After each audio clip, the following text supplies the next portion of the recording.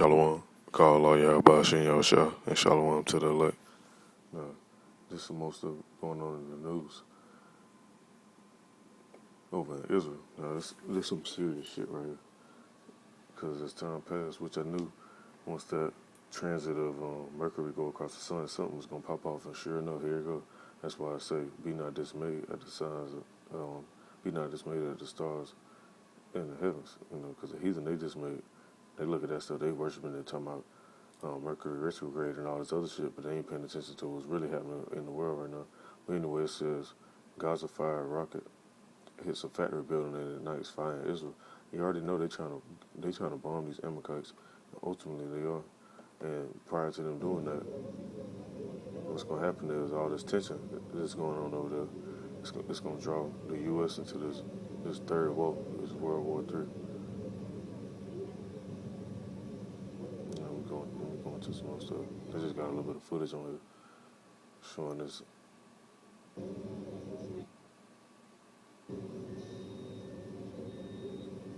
Showing us on fire. Now something else that just happened recently too that's just gonna cause even more conflict. Go back to it.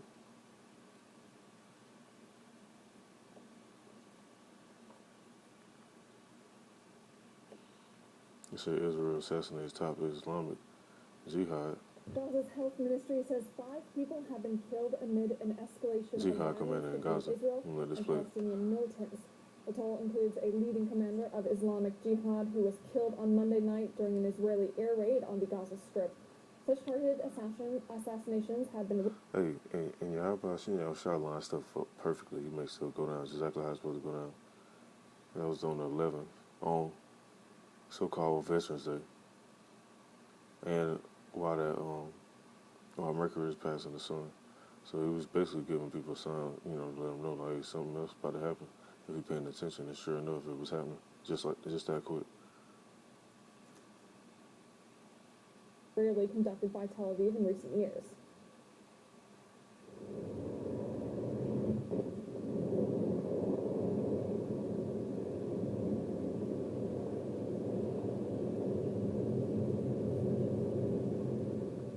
Shortly after the Israeli assault, the Palestinian militant group responded, launching a salvo of rockets across the border, hitting Tel Aviv and surrounding cities. The border between Israel and Gaza has been closed as Tel Aviv says it's continuing to target Islamic Jihad locations. Our Middle East correspondent Paul Slayer has more details. The Israeli army has confirmed that its most wanted man in Gaza, and in fact its third most wanted man internationally, was assassinated just over midnight in the Gaza Strip. Now, he is the leader of the Islamic Jihad militant group, Baha Abu al-Atta. And the strike occurred in the early hours of this morning. We understand that an additional person was killed. Initial reports suggest that it was his wife and that 2 other people have been injured after the strike on a house in the east of Gaza. Now, dozens of rockets have been fired into Israel, primarily southern and central Israel, in a response. The Israeli army saying that by 9 o'clock this morning, some 50 rockets had been fired at the country, with its Iron Dome intercepting some 20.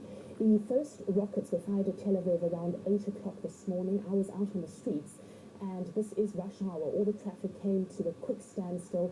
The buses moved over to the side of the highways, and people quickly disembarked and lay on the floor so that they would have a protection between the buses and the steel bars of the highway on the other side. So the situation here in Israel is extreme. Let's give it to what Benjamin Netanyahu said. Take a listen. In the past year, this arch-terrorist was the main generator of terrorism from the Strip. He initiated, planned and carried out many attacks. He fired hundreds of rockets at communities in the Gaza periphery, whose suffering we haven't ignored. He was in the midst of plotting additional attacks these very days. He was a ticking bomb. I want to clarify, Israel is not interested in an escalation, but we will do everything necessary to defend our... See, that's a lot, because a lot of the stuff that go on around the world, who you think behind it? These Amalekites. These not the real people of Israel. These are Amalekites from the house of Amalek, ultimately from the house of Esau. But these damn devils, though, they've been over there playing around, calling themselves Jewish, which they want to be like a Jew. They're not the real Jews, and they know it. Because if you ask them, well, the tribe of Levi, or Benjamin, or Reuben, or Gad, or Naphtali, or Asher, Manasseh or Issachar or Ephraim at, they're gonna be like, oh, we don't know. Them tribes was lost. They full of shit though. And I'm not saying it in advance, it could take time. It takes calm and cool-headedness. We must allow the army to do its work. Exactly. And see, look, that's what this scripture going into. That's what all I want to hear. That's in the book of Jeremiah, chapter 50, verse 45. We talk about the Chaldeans. Let's talk about, let me go down to it real quick. It said, therefore hear ye the counsel of the Lord Yahweh, that he hath taken against Babylon and his purposes, that he hath proposed against the land of the Chaldeans. Surely the least of the flock shall draw them out. Surely he shall make their habitation desolate with them. Hey, this land over there, it's already fucked up anyway. When you look at all the different videos and stuff, ain't too much stuff over there. You don't see too much greenery, a lot of buildings, hills and mountains and stuff like that, a bunch of desert land. So it's already desolate to a degree now, but it's really gonna be desolate once this tension escalated even higher. And I'm just going to some more stuff real quick. I don't want to make this too long. I just want to bring this up since I've seen this online.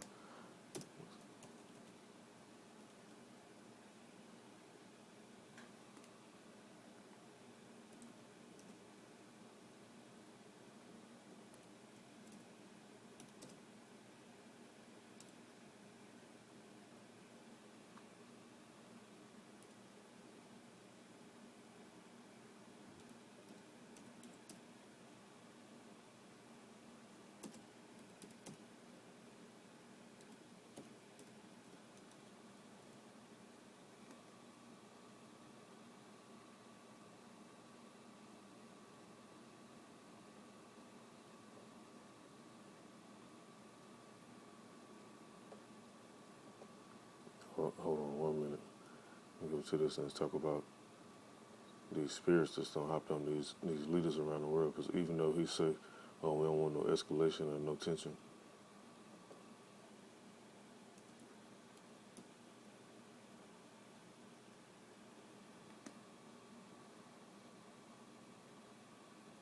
even though they say they don't want no tension or nothing like that, it's going to be tension anyway. Now it says in the book of Revelation, I'm gonna start at verse 12. Chapter 16, verse 12, it says, and the sixth angel poured out his bowl on the great river Euphrates, which is the area that they over in right now. It said, and its water was dried up to prepare the way for the kings of the east. Then I saw three unclean spirits that looked like frogs coming out of the mouth of the dragon, the beast, and the false prophet. These are demonic spirits that perform signs and go out to all the kings of the earth to assemble them for battle on the great day of Yahweh the Almighty. And reading on some more, let me go into this some more. Because the Most High control all these spirits on the left hand and the right hand side. So just how you're going to have people getting saved and delivered, you're going to have these spirits over there stirring stuff up too. You're going to have them death angels roaming around putting people to death. And it says, let me go to verse 15 real quick. So that's why it's good to be paying attention to this, because hey, this prophecy, man. You can't make this shit up. This ain't nothing made up. All this stuff going on right now is straight out of scriptures. Now it says in the book of Revelation, chapter 16, verse 15, it says, behold, I come as a thief. Blessed is he that watcheth and keepeth his garments, lest he walk naked and they see his shame. And the people ain't going to be watching. They're going to be looking shameful once all this stuff pop off. Because once the tension rise and escalate, stuff going to happen in different areas of the earth, mainly over here in America. Because you're going to have these different factions that they got tucked away over here. They're going to call them sleeper cells. Let's believe they're going to be activated when certain stuff happens. So once that happens, hey, shit's just going to be hitting the fan, man. You're going to have the FEMA troops rounding people up, kicking in doors, doing all type of shit. And to say the enemy come down having great wrath, knowing that they have but a short time, oh, that's going to happen. All because of this stuff right here going on. The least of the flock is drawing them out. And ultimately, that's supposed to happen like that. And there's one more scripture I want to pull out real quick. when it says in the book of First Kings.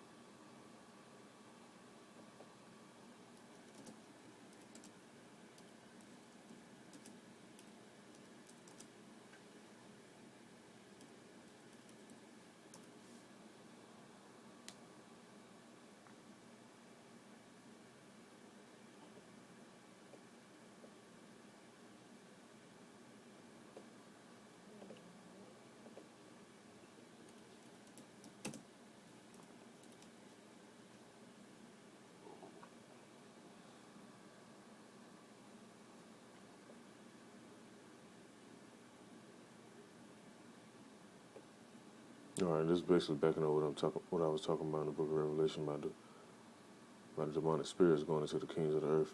Now it's in the book of First Kings, chapter 22, I'm gonna start at verse 21. It says, "Then a spirit came forth." But yeah, hold on, let me go back even more. I'm gonna go to verse 20. It says,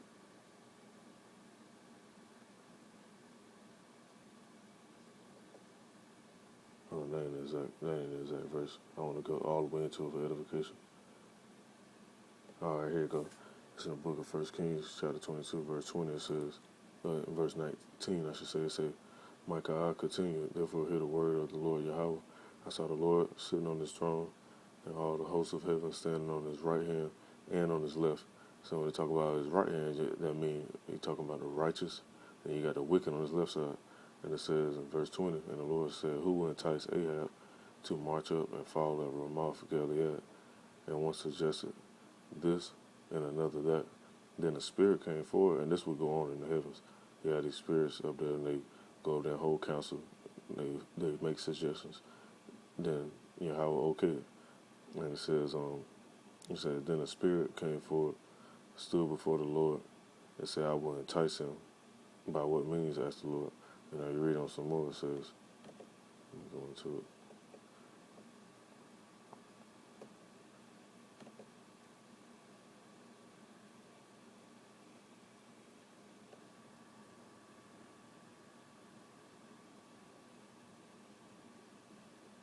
And it says in verse 22, it says, "And the Lord said unto him, Wherewith? And he said, I will go forth, and I will be a lying spirit in the mouth of all his prophets. And he said, Thou shalt persuade him and prevail also. Go forth and do so." Just like mentioned in the book of Job, because people always be like, "Oh, Satan did this, Satan did that." Well, you go to the book of Job, same thing going. He's just the top level demon on the left hand side, and you got other ones up under him, just like you got the archangel Michael, and you got Yahweh Shai on the right hand side, and you got Satan doing his little job on the left hand side. Now you read in the book of Job. Let me see when we're going to it real quick since I brought that up.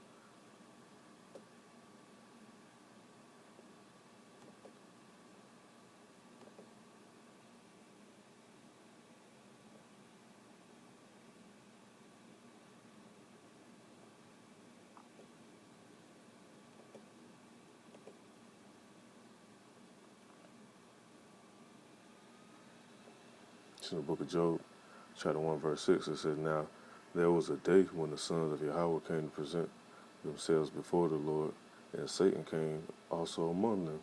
So when people be like, "Oh, Satan out there fighting the Lord, and he got kicked out of heaven and all that," that's made up. That's the Roman Catholics making up their little false doctrines to spook people up that don't read and actually go study and research what's really in the scriptures. Now it says in verse 7, it says, "And the Lord said unto Satan," Shaitan in the Hebrew, it says, "Whence comest thou?" Then Satan answered the Lord and said, "From going to and fro on the earth, and from walking up and down in it." So he basically was letting him know, like, "Hey, this is what I've been doing." So he answered to him. He not fighting up there. He ain't rebelling or doing none of that stuff. Everything in order. That's why the prayer says, "Let thy will be done on earth as it is in heaven," because everything is in order in heaven. So in verse 8, it says,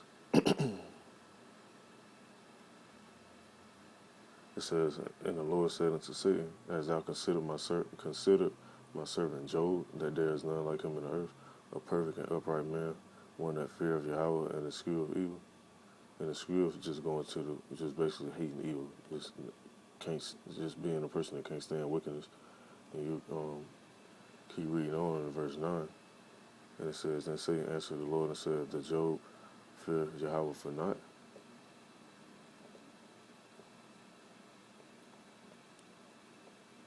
And you read on even more into it in verse 10, it says, "Hast thou not made a hedge about him and about his house, and about all that he hath on every side? Thou hast blessed the work of his hands, and his substance is increasing in the land."